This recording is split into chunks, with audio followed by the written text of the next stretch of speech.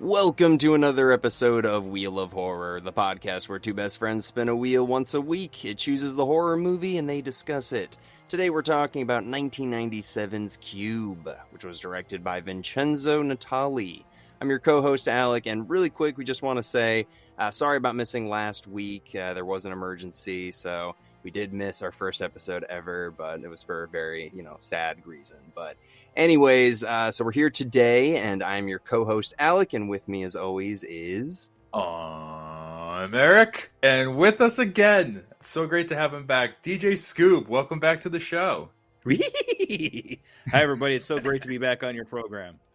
The man, the myth, the legend, DJ Skoob. Yeah, welcome back, dude. Last time we had you on, we were talking Dawn of the Dead, the remake, right? That was like last year, I think. Yeah, it's been a little while, but I got to tell you, I think I've listened to it at least 20 or 30 times. I love it. It was such a great episode to be a part of.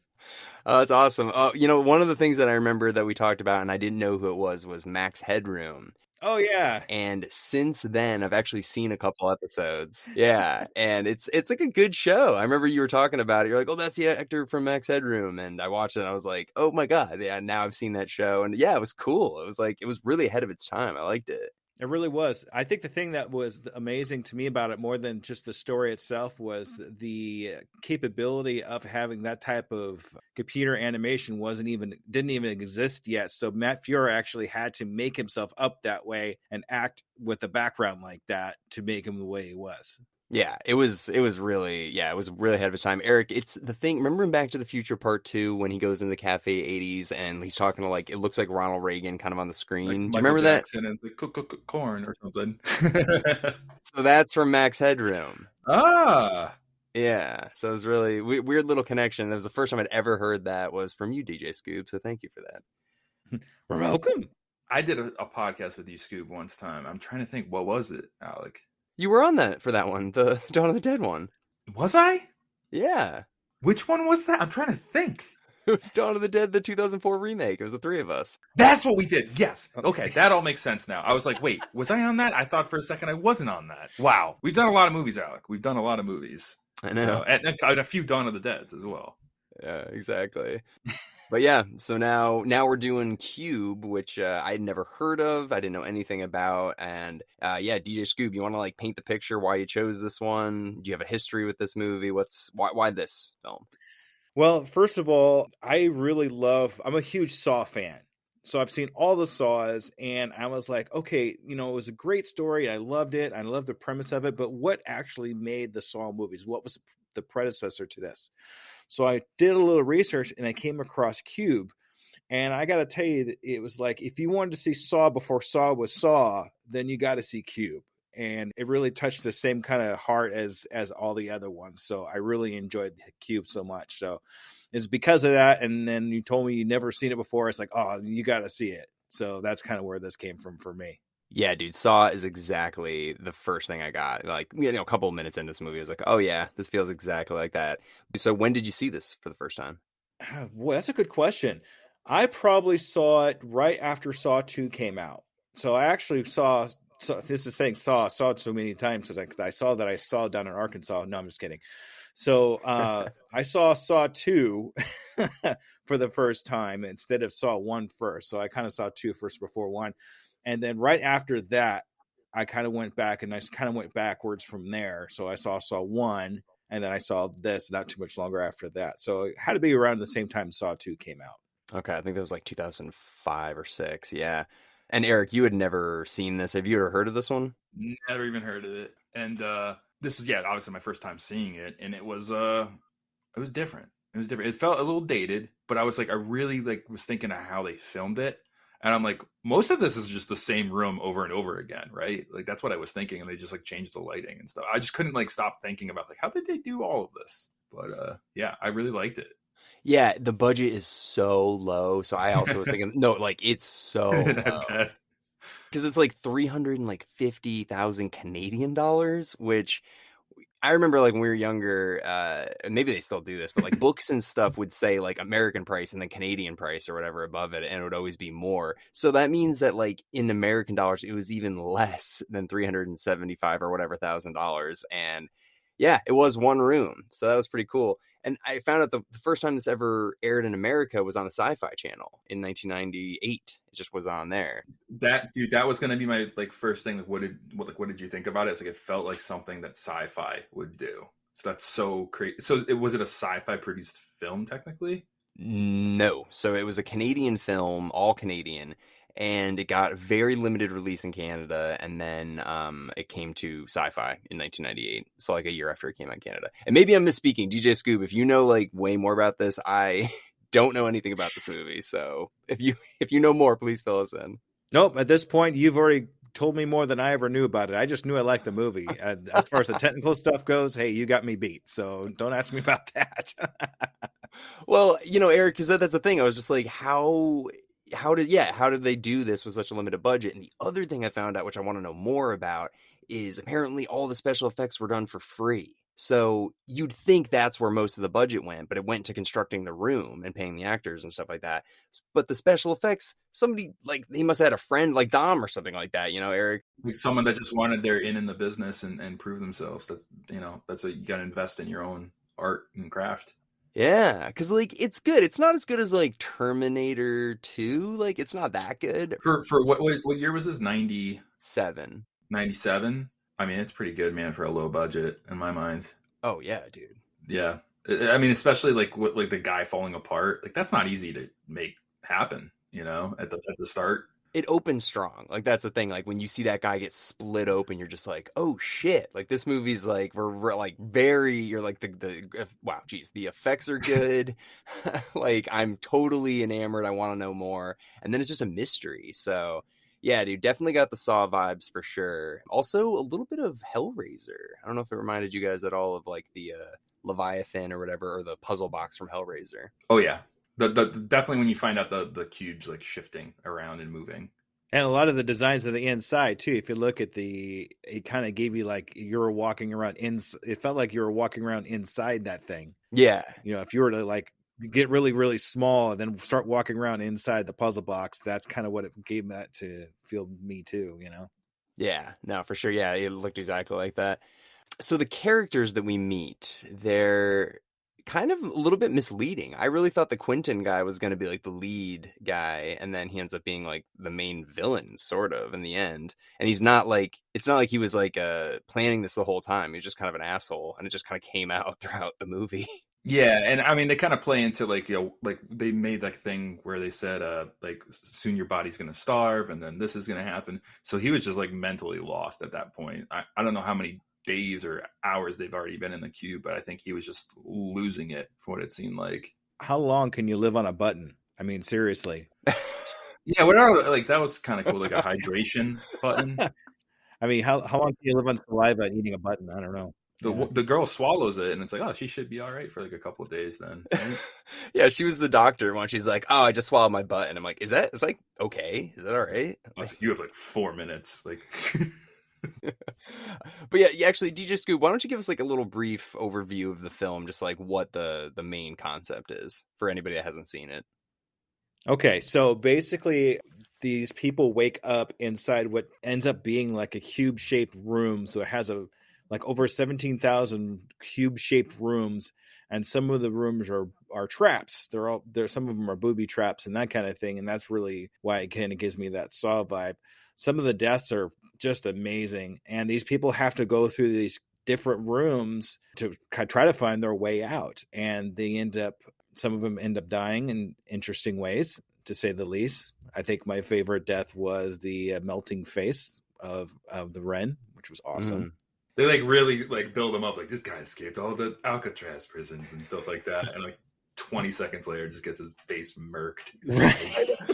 I was mad. I wanted him to live. I was like, oh, I like this guy. He's like doesn't give a fuck. And I think it'd be cool if he lasted a little longer, and like he's like, whoa, this guy got out of this, like this guy got out of this, and then like then the cube gets him. But like really, they introduce him. He's the Red, and then like he's like like on his face. It's like, oh, dude, like that sucks. Yeah. So there's like there's the younger girl who's very good at math. Her name is Levin, I think. And then there's Quentin, who's kind of you think the main guy. Then there's Worth, who doesn't talk very much in the beginning, but he ends up, letting us know that he works for the company that makes this or whatever, which we'll get into that a little later. And then we meet Kazan a little bit later. He's like a mentally handicapped guy that just falls through the ceiling. Oh, and then there's the one doctor, Holloway. Yeah, and she's I don't know, she was fine. So yeah, it's like it feels like they're trying to do like almost like a Night of the Living Dead thing where each person has like something to, I don't know, bring to the table a little bit, but they're struggling for power. But then it gets to the Saw thing where they're like, what do we have in common? Like, how did we become like this or whatever? Yeah, I mean, so I would imagine this is somewhere in like the present, because they mentioned like TV shows or something at one point. I forgot what TV show they mentioned. Oh, did they? Bond. They mentioned Bond. That's what they mentioned. So, all right, so if Bond's in this world, this can't be like 2,000 years in the future or anything like that. It has to be like a relatively like 100 years around now. So that's what I was thinking. And then, I mean, what do you think this cube is? Is it a government thing? Is it a alien thing? Is it like a sick rich person thing? I'm trying to like, I don't know. That's what's kind of cool about it. Yeah, what do you think, DJ Skoob, if you had to pick, like, what is this thing? Who's doing this? It's hard to say. I want to say it's kind of like a Squid Game kind of thing, where it's just a bunch of rich people that didn't know what else to do with it, and nobody really knew. I mean, they even mentioned it in the movie that everybody has this little piece that they're putting together of this puzzle, but nobody really knows who the head of it really is and who's in charge of it. So nobody really knows for sure. Right. Yeah, and since that guy helped build it, it has to be like human, I guess, and like not like an alien spaceship or anything like that. So it's like you guys read in the newspaper about like Jeff Bezos and like what he's doing all the time. He just bought like a $20 million like clock that's going to outlive humans in like the middle of a mountain or something like that. I'm like, yo, Jeff Bezos would totally do this. He's like, you know what? I'm going to build a cube and it's going to be like a really fucked up escape room. And yeah, let's see what happens. We'll get the Ren in there. It's just, it seems like it wasn't, I don't know. Like, it feels like maybe it was a government thing, but why? Like, why would the government ever do anything like this? Unless they were doing like a Guantanamo Bay. Well, it could be a way for torture. Like if we put someone in there to see how people last. And like, if you wanted answers out of somebody, like, you know what I mean? Like interrogation style. Like if you don't listen to me, you're going to get the cube. We're going to push you in the cube. You're going to get the cube.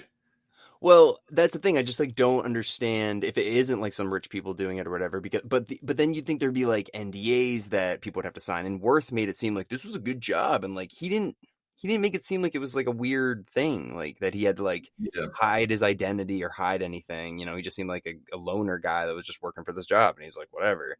So I don't know. It was very vague about what this is, and you never find out. You never find out anything about this. So it was interesting though. I liked the concept. And yeah, I was like, is this supposed to be like purgatory or like limbo or something? And if they get out, they can go to heaven. Like, what is this? I mean, that's a good idea because I mean, when spoiler, Mr. Gumdrop gets out, it's like a big bright light. Really, that's all we saw, right? Yeah. No, exactly. So, and that's very vague. Apparently, another thing to teach you guys here a little bit about, my cube expertise.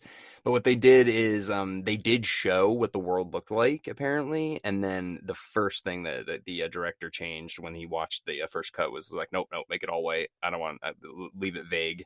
So definitely like a 70s, like, I don't know, dystopian kind of ending. But I agree with that direction, though, to leave it like up to interpretation. Sorry about my dog. Classic. Yeah, so another question I had for you guys. So obviously, I think the thing that's like fun about this movie, just like the Saw series, is you want to know what the traps are going to be in the next room. And there's some cool ones, like, some of them are sound activated. Some of them are just like, if you walk in there, you just get like cut up or whatever. Do you guys have like a room that you'd want to design if they did, and they did do a sequel, but if you had one, you're like, I'll put this in the next one or the next one. What are your thoughts? Well, I'm not used to making torture devices, so this might take a second for me to come up with. I know. I just want to see how sick you are. No, I know how sick you are. I know exactly what room you're going to say, Alec. Let's see. Yeah, what do you think I'm going to say? And I swear to God, I'll tell you if you're right. You used to have this idea, like, imagine like someone said, "Okay, if you last 24 hours in this room, we'll give you $1 million." And it's like a New York Times Square kind of thing. Like, oh yeah. And you walk in this like pretty much cube room. It's all white, super bright fluorescence, and like Deadpool when he like shows up and his mouth sewed shut in the Wolverine movie. And it's just like some guy like playing piano for like 24 hours straight. Like, it's like you can maybe last like 4 hours in there, but like after that, you're going to lose your mind. Yeah, I do remember saying that. You used to say shit like that. That's how messed up you are. Yeah, this is like back in high school. Yeah, no, seriously. But yeah, that would be a terrible idea. Yeah, just like having a nonstop repetitive sound just going, like crazy, and a really scary guy that you just can't help but look at. Yeah, that would suck. I was gonna say spiders though. Something to do with spiders, animals. Yeah. If they walk into something and I don't know if a sound alarm goes off and then a shit ton of spiders just start coming out. I don't know. Like the thing from Indiana Jones with the snakes, like something like that. You know what would really suck? And I don't know how many it would take to kill you, but like water fills up the cube and it's just like a shit ton of these jellyfish. That would suck. I hate jellyfish. Ooh. Jellyfish, yeah. Just like, like just like a hive of just like jelly. Just getting stung to death. Oh. I mean, this is kind of like Saw, but yeah, what if like a bunch of glass just like fell from the ceiling, like a shit ton of glass, or a bunch of needles or something like that? And you're stung by jellyfish. You're just like, pee on me. And you're stung by jellyfish. Pee on me. Like R. Kelly. Fire ants. Fire ants. There you go. Yeah, animals, man. I like the animal thing to it. I know. Idea. Have you ever done an escape room, either of you? I've done small ones with my son, but I'm not very good at them. I'm going to be honest with you. I would probably be the one get eaten by the ants. I've done a Van Gogh like painter one. It was really hard. It was like, we went in there. It's like there's like novice, intermediate, and then like expert. We're like, let's do the expert. Like, we got this. It was like they walk you through after you're done and they show you what you had to do. And we're like, we were like maybe like 20% through all the rooms and stuff. It was hilarious. I was like, dude, we are dumb. And this is one of those cases, dude, where I would go into this and it's like, they're all prime numbers. Like me and Alec, we look at each other like, oh, we are really bad at math. We're fucked. We're done. I am so bad at math. It is embarrassing how bad I'm at math. I just would have sat down and just died at that point. Yeah. There's no math doing like, it. It's a math escape room. Like, all right, like let's just sit down, Alec, and like just go to sleep. Horrible at math. Like I don't remember how to do long division. Do you know what a prime number is? I don't remember. I don't remember anything about math. Yeah. Anyways. But yeah, so this is insane. It gets very complicated towards the end. I mean, they're just throwing out crazy numbers. And she's like, oh my God, yeah, if it's not a prime number, how much is the focus? And there's 17,000 rooms. And they have to figure out a way. I don't know. Here's my criticism, because if they're basically the whole thing is that it's moving the whole time because they figure out how to get to the edge. There's nothing there, but they figure out that they're moving. How could they not hear it? Like hear the thing shuffling like constantly, Yeah. I really didn't catch on to that until it's actually started moving. I guess that might be a flaw in the movie. I don't remember hearing anything. No, if you actually listen carefully, you actually can hear the room shuffling around it, but nobody reacts to them at all. They just think it's a sound, but it's actually the sound of the rooms moving around. You get that you start hearing it about a little less than halfway through the movie. You hear a lot of around. But wouldn't you feel if you're moving too? You would have to feel that you're moving, right? Like, yeah, I know. I don't know. Okay, unless you're out in space and there's no gravity. Well, if the room's moving smooth enough, I mean, you probably wouldn't be able to feel it going. I mean, yeah, dude, that's some Amazon engineering. It has to be Bezos. It has to be. Bezos this is like before Amazon even existed, man. Skoob, I'm going to put you on the spot. Do you know what a prime number is? It's a number that's divisible by itself. Yep, pretty much. That's it. So like Alec, like 7, like you can't divide it, right? Right. Isn't that how it is? It's not like 11. 11's a prime number. So like 6 is not a prime number because you can divide 6 by itself. Yeah, I think. Unless, what's a prime factorization? I have no idea. And they're like, it's not prime numbers, it's prime like factors. I'm like, geez, like we be in deep shit, Alec. Like, yeah. And I would never catch on. It's like these room numbers is like 2, 4, like 6, and like, all right, they throw a shoe. Like, do you got any like other clothes or anything? It's like, nah. Like, rip out your hair, Alec. Like, let's throw some hair in the room. And like, yeah. Sooner than later, they start throwing each other. So Yeah, it's like, all right, what, like, do you like break your finger off? Like, throw it in the room. Well, I want to ask you guys, and I'm not trying to be insensitive at all here, but I am just curious. Why the mentally handicapped guy, like what was the point of is it just because it was supposed to make it like more tense because they didn't know how he was going to react in certain situations? I don't really. Oh, you know what? No, I figured it out. He was a savant. He was the one that was able to figure out at the end. Yeah, he knew how to prime factor. Like, right. You can't prime factor in your head. You have to have like one of those super calculators. And like he's just doing it for gumdrops and stuff. Right. He's like, what's the prime factor of like 4 or 5 different numbers? And he would just figure it out in his head. So that's right. He'd be like, you owe me 6 bags of gumdrops. It's like, I will. I swear to God, I'm gonna get you all the goddamn gumdrops in the world. Like, just get me out of here, dude. So I could spoil something for you if you want. Spoil the next movie or what? Okay, so there's actually a prequel to this movie that goes into Kazan's backstory. Oh shit! All right, you know what? Spoiler alert! If you're gonna see the prequel, but if not, let's. We haven't. We're probably not going to. Skoob. Maybe. I mean, who knows? I mean, we got a couple more years till we hit the prequel to Cube. I feel like we're running out of movies. No, I'm kidding. Skoob, hit it. Yeah. What happens? So there's a prequel to this movie called Hypercube. Oh. So if we're going to really spoil this, I'm going to really spoil it. Okay, so you remember at the end of the movie when he goes into the light? Yeah. Okay, that's actually a science laboratory that he walks into. I knew it. It's Amazon. But it actually goes back to he is actually a very smart scientist that gets brain damaged. And the only thing he's able to do after the brain damage is this ultra math that was a specialty going in. Oh, and he likes gumdrops as a smart scientist too, I'm assuming, right? Yeah, that's right. His thing was eating gumdrops while he was actually doing his scientific stuff. It's like Dexter with like the oatmeal cream pies. Plot twist. They're THC edibles. He's a stoner. Oh, geez, so good. That's actually an interesting idea. Okay. Do they ever explain why they're doing this though? No, I'm going to save that for you. Okay.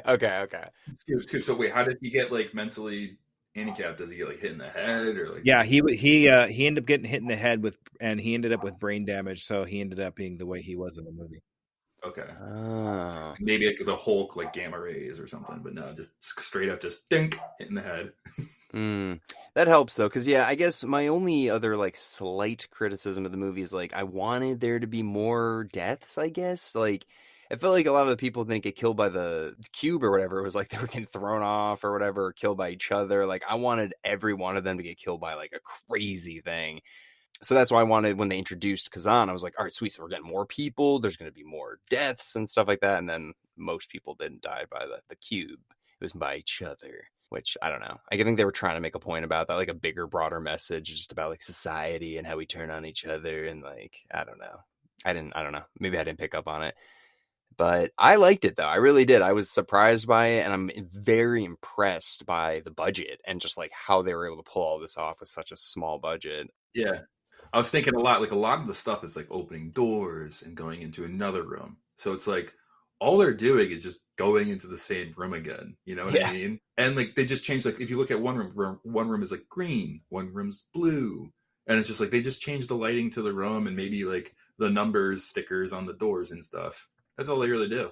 And it's like that's a really clever way to keep a budget and do a whole movie. Yeah, and they had to shoot it all out of sequence because of that, because it was like really like time consuming. Oh yeah, they shot this in 3 weeks, so they shot it in 21 days, and it was very time consuming to switch all of the panels to change the colors and stuff like that. So they had to just literally shoot all of like the blue rooms out of order, all of the green rooms out of order, all that stuff. So you know the scenes where there's like blood and stuff like that, or like acid, that must have been like, all right, don't fuck this up, like please.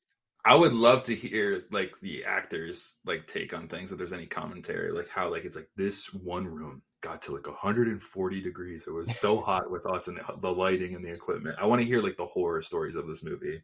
Yeah, I'm sure there has to be. I'm sure there's Blu-rays and stuff like that. Because yeah, if they made a sequel and a prequel, the series did fairly well. I mean, it made $8.9 million on a nothing budget. That's really good. And I could just see like their pen, like, yeah, they wanted to like get like a real take of me. So they just like squirt like lemon juice in my eyes. And I wasn't expecting, I thought it was going to be water and it really hurt. And I screamed. And like, so I want to hear like the stories like that from this movie. I'm sure there's so many. No, I was. It reminds me. You guys remember the show Double Dare? Yeah. Oh, yes. Mark Summers. He was the host of that show. I saw an interview with him. It was the funniest thing. He's like, dude, there's nothing worse smelling than the Double Dare set. It's just like old, moldy, like whipped cream, like smell constantly in that place. I'm like, that makes sense. Like they just like it's whipped cream everywhere. So it's like that set stunk apparently. What was the one where they did gack or the slimed you? Is that was Double Dare, right? Figure It Out was one of them, I think. Right? Oh no, you can't do that on television. You can't slime people on television anymore? No, that's the show's name. That was the show's name. You can't do that on television. You can't do that. Oh man, they canceled sliming people, DJ Skoob. Aw. Every time you said I don't know is when you got slimed. I don't know. Okay. You can't say that on television. I gotta look that one up. But yeah, no, that just reminded me of like the crazy stories you hear from like behind the scenes, and I'm sure this movie has it. Well, speaking of things you can't say on television, this was on Sci-Fi, and I gotta say that one, like when Quentin was going into Holloway and like just being like, "You're all dried up, you ain't got nothing to live for, like you ain't got no." I was like, "This is mean. This is like really." Yeah, that was like real almost. Yeah, it felt like the writer was like, "I'm writing this about my ex-girlfriend. Like, just say it like really angry at her." Like that was a fucking mean line. Yeah, I'll say this too, dude. I watched this with the worst headache. Not a hangover headache, just like I've been on my computer a lot and my eyes were just hurting. And when the gumdrop guy starts like screaming, I'm like, dude, shut up. Like when he like has this like meltdown and starts like screaming, I had the worst headache. I was like, this movie sucks. No, but I really did like this movie, and I'm really glad I watched it too. Oh, how'd you feel about those time fillers that they had on there? That probably was the worst part for me. Do you know what I'm talking about? The time fillers. No, what do you mean? Yeah, it's like nothing's happening. So it's like they have the numbers that are like twirling around on the screen, and then the colors of the and there's just some weird sounds happening. Yeah, just filling time. That was the worst part for me. Well, they were just like doing this weird little things like, "I'll make it home for dinner. I gotta see my kids." Like it was like these random voiceover lines. Crazy dialogue in this movie too. That is like so 90s. But one other thing that's very 90s is they kind of did like the Gargoyle Teenage Mutant Ninja Turtle thing, where it's just like every one of the characters is a prison or something, right? What was it? Isn't that like a thing? Like their names are like different prisons in the world, like famous prisons that are like hard to escape. Yes, you're right. It was like San Quentin or whatever, and then Leavenworth, I think, is another one. I would have never picked that up if I didn't read that on Wikipedia. Not gonna lie. No, me too. That's for like the very few people that are really into like prisons. I would be like, hey, Alcatraz. It's like I know that one. That makes sense. Guantanamo. Yeah, exactly. Like that would be like, oh, they're like it's like the Bronx and Queens, like Gargoyle or Rikers. That'd be another one. Rikers. Yeah. So I guess like they could have done more. I don't know. It's Canadian. It's fun. It's happy. I know. They're all fun. Well, before we wrap up here, do you guys have any last minute thoughts on Cube? Yes, go see Hypercube. Or go see it like it's in the theater. Go just watch Hypercube. And you could actually see that on Tubi as well too, like where I saw this one, just to see what happened before. So yeah. I think we might have to add that on the list because I just want to see this guy get wrecked in the head and see like how that goes. It's like, dude, watch out! And like, oh my God, throw him in the cube. Well, DJ Skoob, thank you very much for recommending this too. Like, it was impressive. I mean, really, and you can definitely see how it was like a predecessor to the Saw franchise. So, thank you very much. Absolutely, I really glad you guys enjoyed watching the movie. Yeah, and then before we wrap up here, do you want to promote your podcast? What's going on in the life of DJ Skoob? Fill us in. All right. So absolutely. So my podcast is Undiscovered Entrepreneur, where we talk to brand new entrepreneurs that are just getting started in their entrepreneur adventure. We talk to them about their struggles, their successes, their goals, and we all learn from each other. We learn what they did to get to where they're at, and we just kind of follow along. I've been having a lot of follow-up episodes where people that I've talked to were 6 months to a year later, we go back to them and see how far along they've come and what kind of new struggles they've had. I also have started some coaching. So I've been doing some entrepreneur coaching, and I am putting those out on the podcast as well, too, to see how I can help people get across that start line. And we're just going to keep going from here. It's been a fantastic ride. The podcast has been growing a lot. I've been actually on number 1 in good pods on several different counts. So thank you everybody for that one. So come listen to the Undiscovered Entrepreneur. I do have a YouTube channel that just started coming out, so come watch me too. That's awesome, man. Congratulations. That's really cool that you're following up with people and just kind of seeing how they're progressing. That's really cool. Really quick, yeah, do you want to mention all the your tags, all that stuff for Twitter, Instagram, the channel names? Yeah, all that good stuff, right? So on Twitter, I'm at DJ Skoob. That's SKOOB 2021.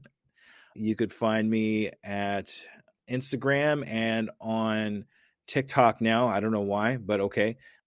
Oh, I got to check out the TikTok. Yeah, UE Podcast 2021.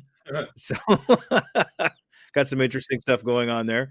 And then if you want to reach out to me directly at uepodcast2021@gmail.com and check out my website at uepodcast.net. Nice. DJ Skoob, unrelated to your podcast, what was that baby podcast called? You were oh, yeah. So if anybody has new kids, like somebody in this room now has, listen to The Language of Play, done by Dina Lynn. This is one of my guests that I've had on my podcast. I'm also coaching her. And basically it talks about how to be able to speak to your children in the beginning parts of their life. So you guys kind of have an understanding of each other, and there's a lot less miscommunication between the two of you. She is a language pathologist, and she's taken that knowledge for the last some odd years to be able to talk to children. So listen to that podcast if you have new kids. Okay. Love it. What's it called again? The Language of Play. I'm going to listen to that one as well. Thank you, DJ Skoob. All right. Well, thanks again for joining us, DJ Skoob and Erik. Why don't you spin the wheel? Oh, boy. I'm pulled up. This is the new wheel. This is our brand new wheel. Ready, spinning. Okay. Poltergeist 2. Ah, perfect. I've been looking forward to watching this one. It's been a long time. That's just, that movie made a ton of money. They're like, we need a sequel. We'll do whatever it takes. It has to make no sense. Like, I can't wait to talk about this one. Well, everybody, thank you very much for listening into our discussion on Cube today. Thank you to our guest, DJ Skoob. And we will see you all next week with Poltergeist 2. Woo! Hit me with the Skoob. Do the thing. Goodbye.